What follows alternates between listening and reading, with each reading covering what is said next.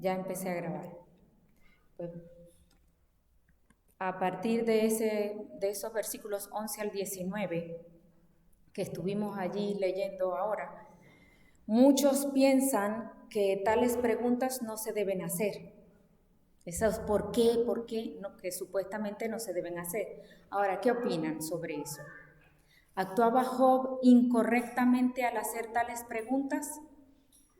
3 preguntas en esta porción, pero en el resto del capítulo hay 5 ¿por qué? ¿Por qué? ¿Por qué? Aquí lo que Job estaba expresando, en resumen, es ¿por qué tuve que nacer? ¿Por qué nací para pasar estas miserias? Ahora, tenemos que fijarnos en los detalles, ¿vale? Porque en esos detalles vamos a encontrar mucha profundidad. Fíjense que sus palabras no estaban dirigidas a Dios, ni tampoco a su madre, que lo parió. El contenido de sus palabras no estaban culpando a Dios, ni tampoco a su madre, que le permitió nacer. Solo estaba cuestionando el objetivo de nacer para pasar tan gran sufrimiento. Si hubiese muerto al nacer o aún antes en el vientre de su madre, podría haberse ahorrado todo el sufrimiento por el cual ahora estaba pasando. Eso es lo que estaba el porqué de todas sus preguntas. Detrás de estas preguntas y del contexto de todo este capítulo, Job estaba cuestionando su existencia desde el sufrimiento. No tenía rencor o amargura con Dios o con su madre. Estaba cuestionando su vida, su caso concreto. La gente en general no es propensa a hablar de estos temas profundos. La vida, la muerte, el sufrimiento, el aborto, la eutanasia. ¿Cuándo comienza la vida? ¿Hasta dónde se debe respetar? Son preguntas que no son fáciles de responder, pero todos debemos meditar sobre ellas, investigar, estudiar la palabra de Dios sobre todo, a fin de tomar una postura al respecto, porque la gente ve todos estos temas a través de unos cristales. La sociedad de hoy, a través de su conveniencia, ve la muerte a través de su conveniencia, ve el aborto a través de lo que me conviene. Ahora, todo esto también se ve a través de la presión social. Esos quienes quieren marcar cómo debemos pensar y cómo debemos actuar.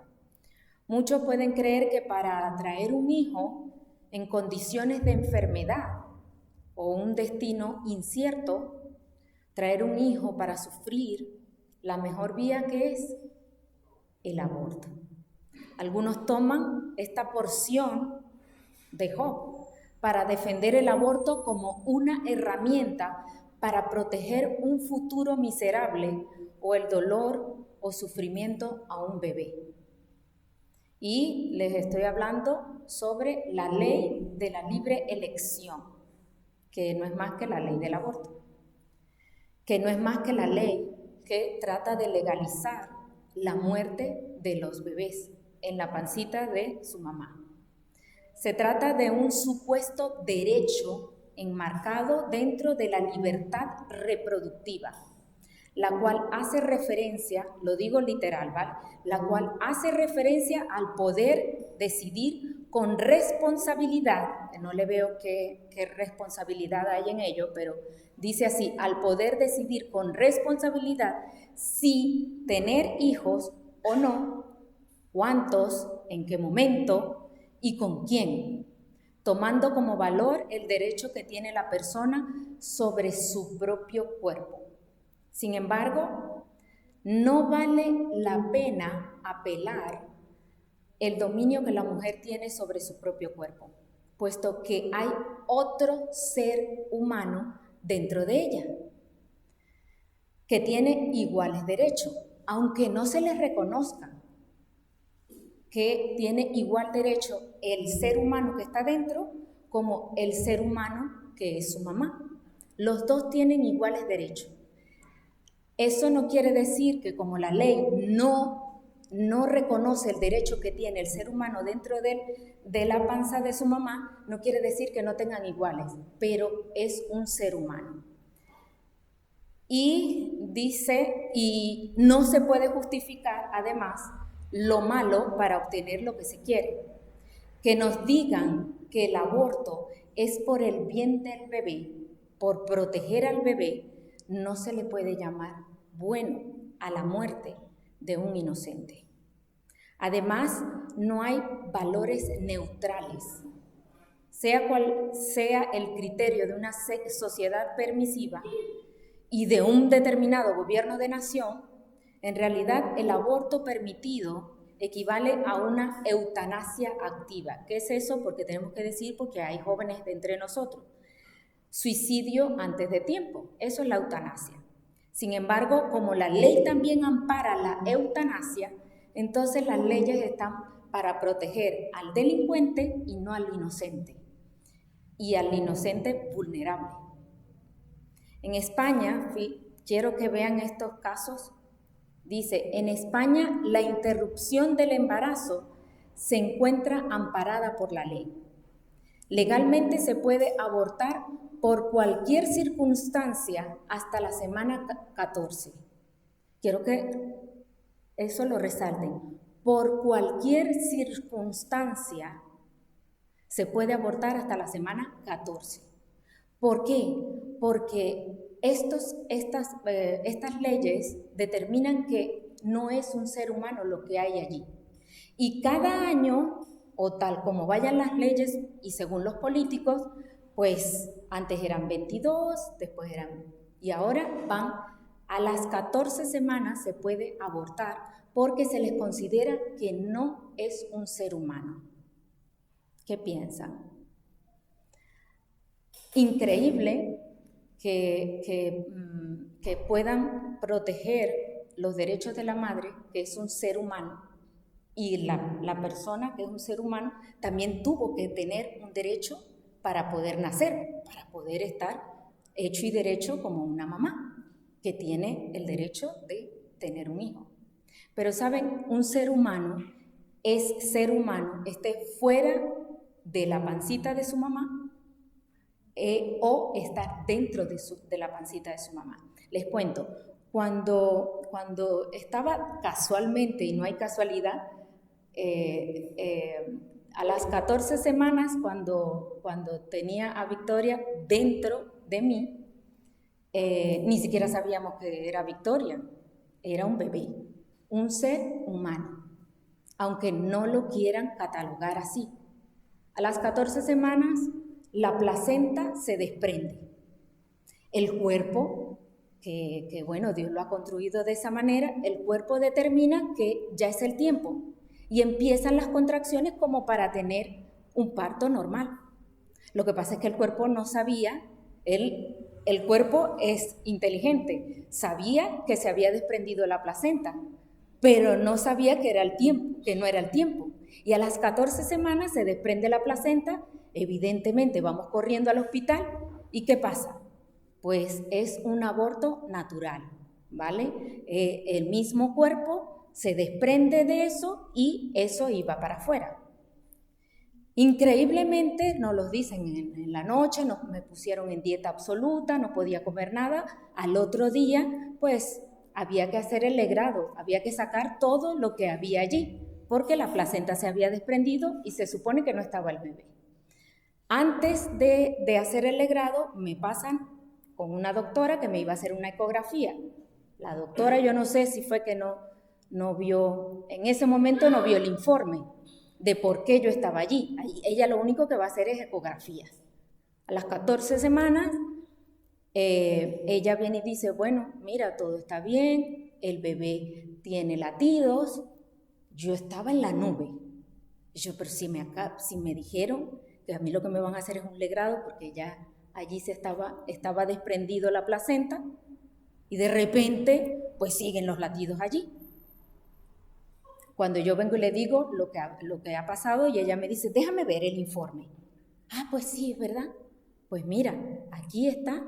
Y la noticia, si quieres te la digo de una vez. De una vez te puedo decir qué es. Y yo, ¡oh! 14 semanas. Y ella viene y me dice, ¿ves, lo ves? Yo veía ahí una masa gris, eso no se ve nada. Y ella viene y me puso ahí, me escribió, lo tengo. Dice, soy niña. Y lo puso allí. Soy niña a las 14 semanas.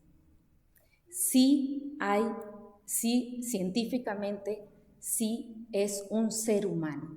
La ciencia lo determina como un ser humano desde la fecundación. Aún así, la ley no lo ampara. En España, la interrupción del embarazo se encuentra, como les decía, desde las 14 semanas por cualquier circunstancia. Y por riesgos graves de anomalías hasta la semana 22. ¿Saben qué se incluyen en esas graves anomalías? Los bebés que vienen con síndrome de Down. Un cromosoma más que nosotros que supuestamente somos normales. Ellos no son ni especiales, son diferentes, son seres humanos también. Y se les puede, aquí en España, se pueden matar hasta las 22 semanas.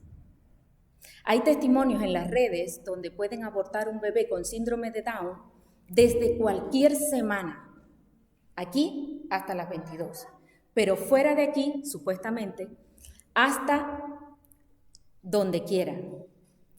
Desde cualquier semana hasta en el momento del parto, antes de que salga su cabecita, incluso si el bebé está en el canal del útero, aún en ese preciso momento se puede utilizar la ley para abortar, para matar a un bebé.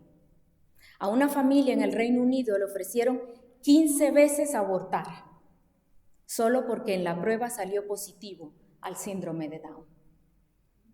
Increíble. El Servicio Andaluz de Salud, que según sus siglas es SAS, fue condenado por privar el derecho a abortar. El SAS tuvo que indemnizar con 60,000 euros a una familia a la que no le dieron la opción de interrumpir el embarazo de manera voluntaria, ya que su hijo padecía síndrome de Down. Ahora pónganse en la escena. A esta familia le dijeron, usted va a traer un hijo con síndrome de Down. Por alguna razón no se le dio la información de que podía abortar a ese bebé. Luego, con el tiempo, ya la familia con su bebé le dijeron, ¿y por qué tú no tomaste la opción de no tenerlo? Ah, sí. Denunció al SAS y le tuvieron que 60,000 euros dar porque no le dieron la información para que abortara a su hijo. O sea, se indemniza al delincuente. En los últimos años en Europa han nacido un 50% menos de niños de síndrome Down. En España, un 83% de estos embarazos acaban en aborto. España es el país europeo donde más han asesinado a bebés con síndrome de Down. Van a ser que casi en extinción, ya ni los vamos a ver. Y si los que ven ya son de edades avanzadas, porque las familias no los quieren, el gobierno no los quiere. Esto es hablando con la excusa de anomalías. Cualquier excusa es aceptada. Hay madres proecologistas que matan a sus bebés contribuyendo a no dejar huellas de carbono. Esto es increíble. Toni Bernelli, ecoactivista británica, en declaraciones al Daily Mail, explicando por qué ha abortado a sus bebés, explica lo siguiente: cada persona que nace produce más basura, más polución, más gastos, más gases de efecto invernadero y contribuye a incrementar el problema de la superpoblación. Imagínense toda esa confusión que tiene esta señora, y ella tiene el derecho lo tiene. Yo no quiero tener hijos porque, por lo que sea, no los tenga. Pero si una vez lo tiene, ¿por qué lo va a abortar? Cuando abortó a su primer hijo, ella quiere apasionadamente salvar el planeta. Dice, el producir una nueva vida intensificaría el problema. 8 años después le quitó la vida a su segundo hijo por aborto otra vez, precisamente por lo mismo. O sea, el mensaje que ella quiere dar es, miren, no tengan hijos. Y si los tienen, pues abórtenlo. Ese es el mensaje. Gracias a Dios que pudo encontrar a un médico con la disposición de esterilizarla. Gracias a Dios. Eso fue lo que debió hacer desde el primer momento. El derecho que tengo de no tener. Ahora, ella disfruta un estilo de vida placentero, vegetariano y de reciclaje. Afirma tener una huella de carbono muy pequeña por no tener hijos. Por no tener hijos vivos, pero los tuvo. Su única frustración son las personas que no valoran su perspectiva. Cuando yo revelo a ciertas personas por qué no quiero hijos, me echan una mirada como si yo fuera a cometer un homicidio. Vamos a ver. Si cualquiera pensaría que si tú has matado a tus 2 hijos, pues podría hacerlo con cualquiera, ¿no? Ahora, independientemente de las opiniones de los activistas proabortistas, de las posturas políticas e incluso de las leyes que aprueban hoy en día el aborto, la verdad debe permanecer. La verdad es algo inamovible y es incorruptible. La verdad amparada por la ciencia nos dice que la vida humana comienza en la fecundación, en ese óvulo y en ese esperma. Allí ya es un ser humano. Por lo tanto, el aborto es un acto homicida.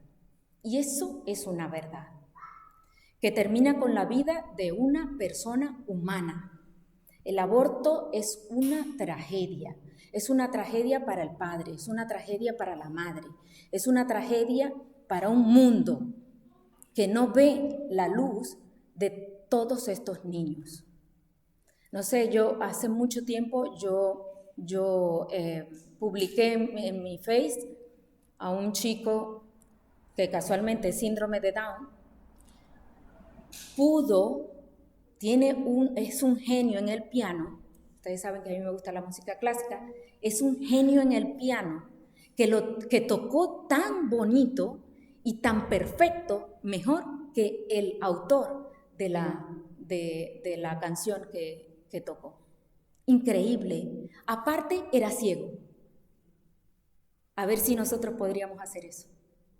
Nos estamos privando de vidas tan valiosas como esas.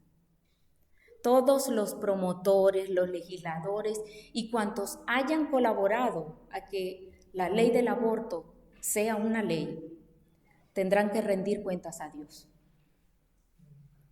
Y pues está escrito en Deuteronomio 27:25, dice, maldito el que recibiere soborno para quitar la vida al inocente. Y dirá todo el pueblo, amén.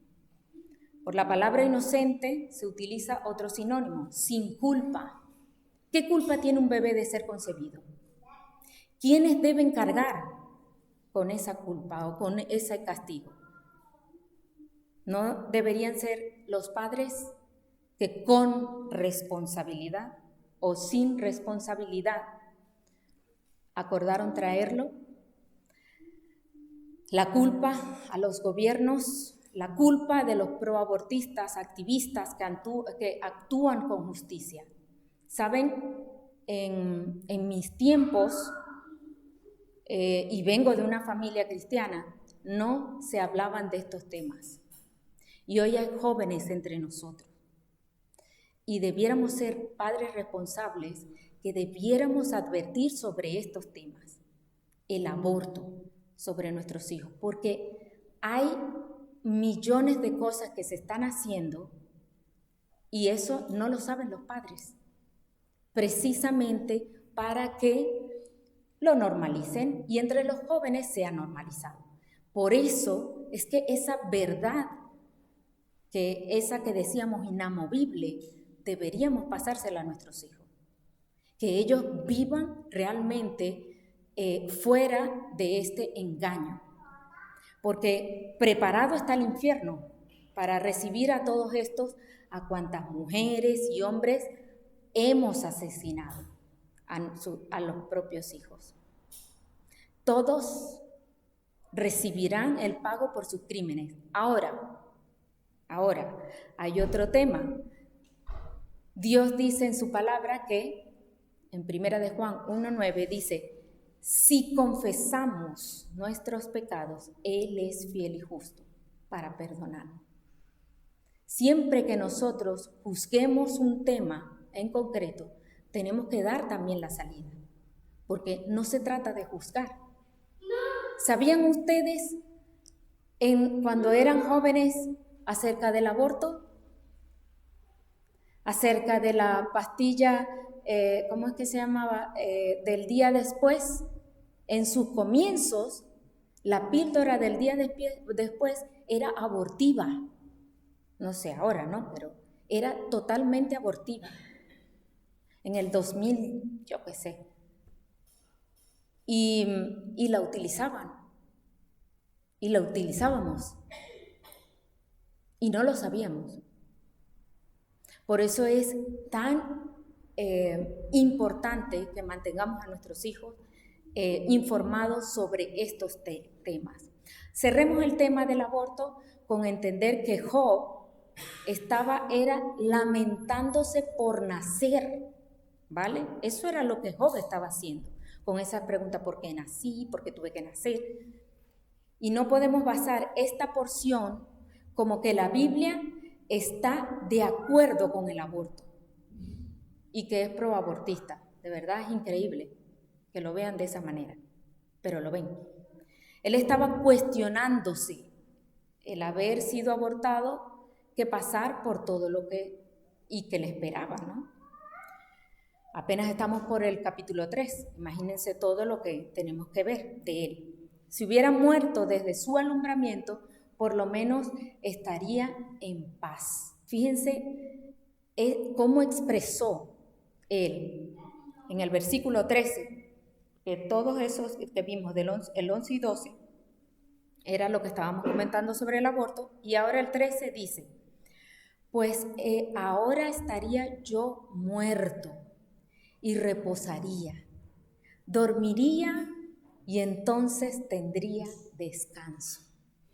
Job está reconociendo la ventaja que ofrece la muerte, especialmente en comparación con lo que él estaba sufriendo. Él estaba entendiendo de que, Dios mío, esto es lo que yo necesito para descansar.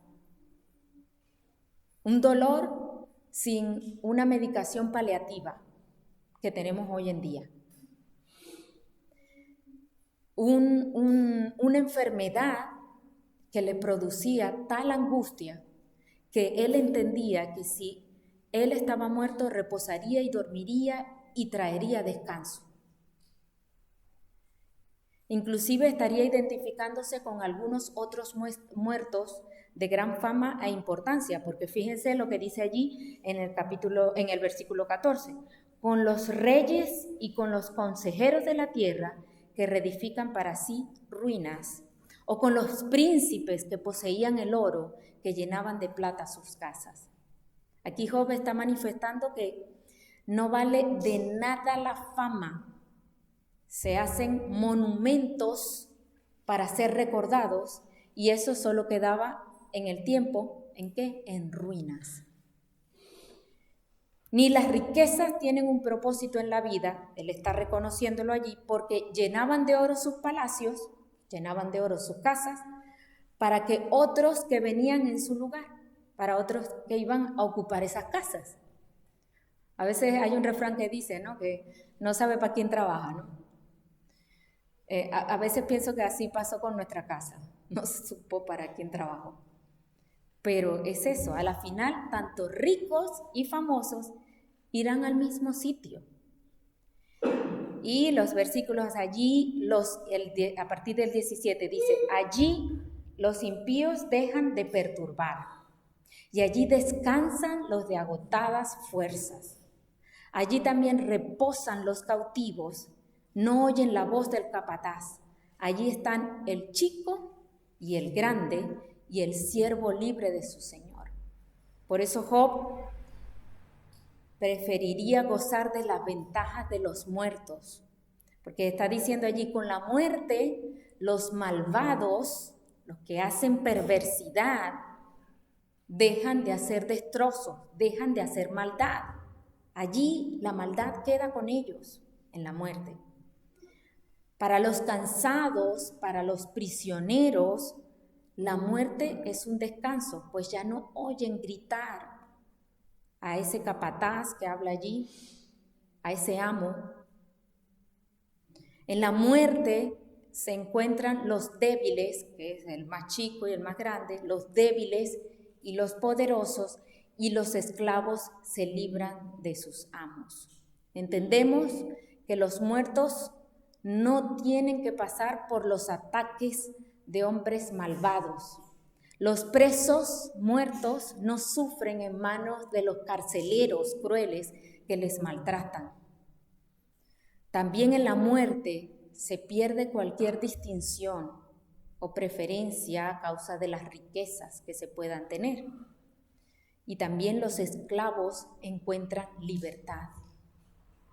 La descripción que Job da aquí de la tumba o de ese lugar, esos versículos que hablan allí desde el 13 al 19 y que después lo vamos a ver, no debe compararse con la revelación que tenemos, porque él está dando como a entender que tanto hombres, pecadores y santos por igual van a un lugar de descanso y de bendición, porque sabemos y lo tenemos que ver en la revelación toda del Antiguo Testamento y del Nuevo Testamento, porque todos sabemos que el perdido muere y va a un lugar de castigo, y el creyente va de inmediato a la presencia de Dios. Job estaba hablando era de la muerte física, que nada tiene que ver con la muerte espiritual, ¿vale?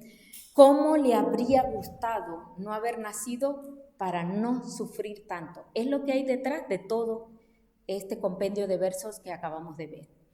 Ahora, hoy tenemos que entender eso de que hablábamos sobre el aborto, de que una ley humana no debe ser obedecida si no está en la ley de Dios. Eso por un lado. Porque entendemos que tanto Pedro y Juan, cuando les intimaron, presionándole a que cuando estaban predicando el Evangelio, ellos dijeron, juzgad vosotros si es justo delante de Dios obedecerlos a ustedes antes que a Dios. Ahora, ¿qué tiene todo esto, toda esta información que les acabo de dar con nosotros?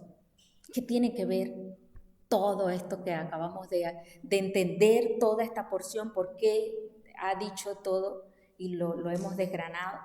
¿Qué tiene que ver con nosotros? Ahora, yo les voy a preguntar. ¿Te has preguntado para qué naciste? Porque aquí Job se cuestionaba por lo que él estaba sufriendo en ese momento. Pero nosotros, aquí estamos sentaditos y allí, bueno, los que nos van a ver a través de las redes sociales, pueden tener un tema así como que de salud, como que problemas económicos, de escasez y algo. Pero a la par de todo esto que pasamos nuestro día a día, ¿te has preguntado para qué naciste? ¿Te has cuestionado para qué se te ha permitido vivir? Porque yo he comprendido que cada uno de los nacimientos son un milagro permitido por Dios. Algunos con menos problemas al nacer, otros pues grandísimos, ¿no? Pero cada uno de nosotros, yo lo he certificado, que cada uno de nosotros, cada nacimiento lo ha permitido Dios. Ahora, ¿para qué se te ha permitido vivir? Hay que preguntarse esas cosas. La semana pasada hablábamos de que la vida no se nos da simplemente para ser feliz o alcanzar esa realización personal, sino que era para servir a Dios y honrarle. Ese es el propósito por el cual nacimos. Porque somos criaturas de Él. Él nos creó. Y no solamente nos creó, sino que también nos ha permitido nacer. Y le pertenecemos a Él y no a nosotros mismos. Tu propósito o nuestro propósito de vida no es para vivir para nosotros, para nuestros deseos. Porque, ¿saben por qué? Porque si tú no alcanzas esos deseos, y muchos de nosotros en nuestra juventud que no queríamos hacer, y por una u otra cosa no se dieron esos planes, porque todos teníamos planes, no sé cuáles eran tus planes, pero el mío era buscar dinero, y todo giraba en torno a eso. Si me estudio una carrera, algo que me vaya a dar dinero, que está de moda, administración, venga. Y todo a eso. A la final me tiré 2 universidades y aquí me tienen. Trabajando para el Señor. Pero gasté 8 años de mi vida. No sé para qué. Pero ahora entiendo. Porque nunca me cuestioné esto. Y esto se lo tienen que cuestionar. Si no lo alcanzamos, ¿cómo vivimos? Pues frustrados, amargados, y por eso es que hay tanta gente amargada y frustrada. Y yo los entiendo, porque tirarse, yo nada más me tiré 8 años, porque pasé de una universidad a otra universidad, y bueno, en fin, 2 títulos. Pero hay otras personas que tienen un diplomado, un máster, ¿qué otras cosas van? Y así, ¿no? Un montón de cosas, han dedicado toda su vida. Y aún así no alcanzan porque no hay satisfacción, siempre quiere uno más. Y los ves amargados, cansados, frustrados, y tú dices, Dios mío, pero si ha logrado esto y ha logrado lo otro. ¿No? Ni fama, ni la fama les da la satisfacción. Por cuanto entendemos que no es el propósito de vida conforme a tu deseo, sino conforme a Dios. Mejor es vivir con el propósito de hacer la voluntad de Dios. Se los digo ahora, después de haber perdido mucho tiempo. Pero es una satisfacción plena. A mí me da igual lo que los demás ganen, lo que los demás pierdan sus vidas en hacer y en deshacer, me da igual, exactamente igual. Porque realmente la satisfacción me la ha dado el hacer la voluntad de Dios. Y las veces que me he distraído, la verdad, no ha valido la pena. Yo quisiera seguirles hablando de esto, pero quiero dejarles con las palabras que el apóstol Pablo pronunció a los hermanos en Filipo, allí en el capítulo 1, el versículo 26, que se lo saben de memoria. Él dijo, porque para mí el vivir es Cristo. Él supo para qué había nacido, para vivir para Cristo. Y el morir, todavía es más ganancia. Entonces, ¿para qué vas a vivir? ¿Para quién vas a vivir? Si se nos ha permitido vivir, ¿es para qué? Para Cristo. Y aún nuestra muerte va a ser ganancia. Tenemos más razones para justificar nuestra vida. Si alguno se encuentra con que no tiene motivos y razones para vivir, tenemos razones. El cristiano tiene razones para vivir. No es para el trabajo. El trabajo es una excusa para Dios proveerte. No es el trabajo. Vivamos nuestra fe en Cristo, que aún hemos de alabarle. Seamos valientes, defendamos la vida. La próxima semana estaremos hablando sobre la muerte, temas que debemos estudiar, tal como Job se lo cuestionó, pues nosotros también cuestionémoslo y vivamos con fe que realmente nosotros vivimos para Cristo y que tenemos una razón para seguir viviendo de una manera feliz. Se nos están compartiendo esos devocionales que nos dicen que debemos vivir bienaventurados, que debemos vivir dichosos, porque tenemos a Cristo en nuestro corazón. Por eso vivamos felices. Amén. Vamos a levantarnos y vamos a